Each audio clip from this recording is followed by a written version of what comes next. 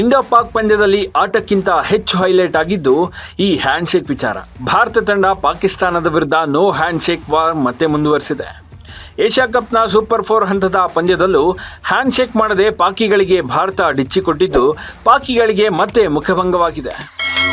ಹೌದು, ಪಹಲ್ಗಾಮ್ ಉಗ್ರ ದಾಳಿಗೆ ಪ್ರತೀಕಾರವಾಗಿ ಭಾರತ ತಂಡ ನಡೆಸುತ್ತಿರುವ ನೋ ಹ್ಯಾಂಡ್ಶೇಕ್ ಅಭಿಯಾನ ಸೂಪರ್ 4 ಹಂತದಲ್ಲೂ ಮುಂದುವರೆದಿದೆ. ಈ ಟೂರ್ನಿಯಲ್ಲಿ ತನ್ನ ಸಾಂಪ್ರದಾಯಿಕ ಎದುರಾಳಿ ವಿರುದ್ಧ ಆಡಿದ 2ನೇ ಪಂದ್ಯದಲ್ಲೂ ಭಾರತದ ಆಟಗಾರರು ಹಸ್ತಲಾಘವ ಮಾಡಲಿಲ್ಲ.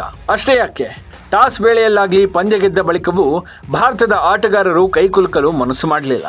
ಹಾಗಾಗಿ ಈ ಟೂರ್ನಿಯುದ್ದಕ್ಕೂ ಭಾರತ ತಂಡ ಇದನ್ನೇ ಮುಂದುವರಿಸುವ ಸಾಧ್ಯತೆಗಳಿವೆ. ಪಂದ್ಯದ ಟಾಸ್ ವೇಳೆ ಐಸಿಸಿ ಮ್ಯಾಚ್ ರೆಫರಿ ಆಂಡಿ ಫೆಕ್ರಾಫ್ಟ್ ಅವರೊಂದಿಗೆ ಉಭಯ ನಾಯಕರು ಕೈಕುಲುಕಿದ್ರು.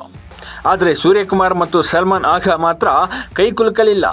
ಸೂರ್ಯಕುಮಾರ್ ರವಿಶಾಸ್ತ್ರಿ ಅವರೊಂದಿಗೆ ಮಾತನಾಡಿದ ಬಳಿಕ ಸಲ್ಮಾನ್ ಆಘಾ ಅವರ ಕಡೆಗೆ ತಿರುಗಿ ನೋಡದೆ ಮೌನವಾಗಿ ಪಾಕ್ಗೆ ಸೂರ್ಯಕುಮಾರ್ ಗುನ್ನ ಕೊಟ್ಟರು.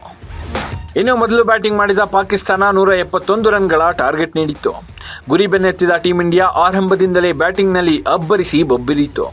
ಅಭಿಷೇಕ್ ಶರ್ಮಾ ಹಾಗೂ ಶುಭ್ಮನ್ ಗಿಲ್ ಬ್ಯಾಟಿಂಗ್ಗೆ ಪಾಕ್ ಬೌಲರ್ಗಳು ಹೈರಾಣಾದರು.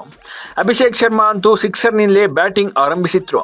ಹೀಗಾಗಿಯೇ 4 ಬೌಂಡರಿ 4 ಸಿಕ್ಸರ್ನಿಂದ ಭರ್ಜರಿಯಾಗಿ 74 ರನ್ ಗಳಿಸಿ ಆಡುವಾಗ ಹಾರಿಸ್ ರಹೂಫ್ಗೆ ಕ್ಯಾಚ್ ನೀಡಿದ್ರು. ಕೊನೆಯದಾಗಿ ಸಂಜು ಸ್ಯಾಮ್ಸನ್ ಹಾಗೂ ತಿಲಕ್ ವರ್ಮಾ ಜೊತೆಯಾಗಿ ಪಾಕಿಸ್ತಾನ ನೀಡಿದ್ದ 122 ರನ್ಗಳ ಗುರಿ ತಲುಪುವ ಮೂಲಕ ಟೀಂ ಇಂಡಿಯಾ ಮತ್ತೊಮ್ಮೆ ಜಯಬೇರಿ ಬಾರಿಸಿತು. ಇನ್ನು ಮ್ಯಾಚ್ ಗೆದ್ದ ಮೇಲೂ ಪಾಕಿಗಳಿಗೆ ಮತ್ತೆ ಹ್ಯಾಂಡ್ ಶೇಕ್ ಮಾಡದ ಟೀಂ ಇಂಡಿಯಾ ಟಕ್ಕರ್ ಕೊಟ್ಟಿದ್ದು ಪಾಕಿಸ್ತಾನಕ್ಕೆ ಮತ್ತೆ ದೊಡ್ಡ ಮಟ್ಟದ ಮುಖಭಂಗವಾಗಿದೆ.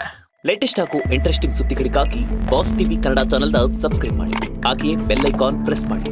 ಇದರ ಜೊತೆಗೆ ಫೇಸ್ಬುಕ್, ಇನ್ಸ್ಟಾಗ್ರಾಮ್, ಎಕ್ಸ್ ನಲ್ಲೂ ಮಿಸ್ ಮಾಡದೆ ಫಾಲೋ ಮಾಡಿ.